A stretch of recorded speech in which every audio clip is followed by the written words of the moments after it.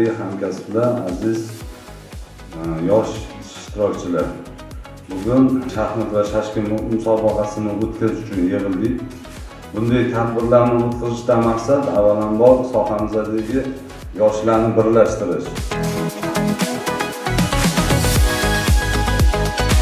Mana bu yerda barcha filiallarimiz va tarmoq korxonalarimiz yoshlar o'tiribdi. Bularni mana shu tadbir bahonasida bir-biri bilan yaqin tanishish, fikr almashish hamda bu yoshlarning aql zakovatini rivojlantirish, strategik fikrlashni oshirish va do'stona muhitda bellashish imkoniyatini beradi bu tadbirimiz.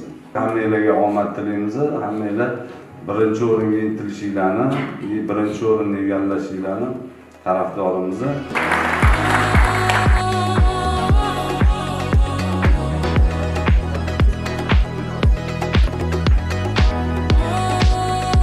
Xabaringiz bor, O'zbekiston Respublikasi Prezidentining yoshlarga oid davlat siyosatini targ'ib qilish, sohada turli yo'nalishlarda yosh iste'dodlarni aniqlash va munosib rag'batlantirish bo'yicha ko'plab ishlar amalga oshirib kelinmoqda. Bugun Toshshahar Transxizmat aksiyadorlik jamiyati tarkibidagi barcha avtobus saroylarida faoliyat yurituvchi yoshlar orasida shaxmat va shashka sport musobaqalari bo'yicha Yoshlar Cup deb nomlangan turnir o'tkazildi. Musobaqada umumiy hisobda 100 nafar yoshlar ishtirok etib, ulardan 80 nafari shashka bo'yicha, 20 nafari esa shaxmat bo'yicha ishtirok etib, oxir-oqibat har ikkala sport o'yini bo'yicha 3 tadan g'oliblar aniqlandi. G'oliblar esa Toshshahar Transxizmat aksiyadorlik jamiyati tomonidan munosib sovg'alar bilan taqdirlandi.